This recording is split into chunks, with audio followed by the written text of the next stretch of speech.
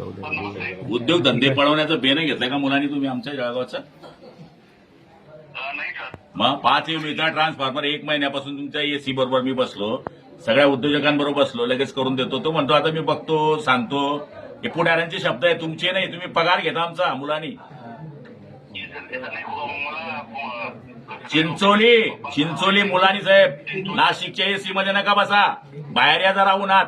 इथे 45 degree Celsius मध्ये या जरा.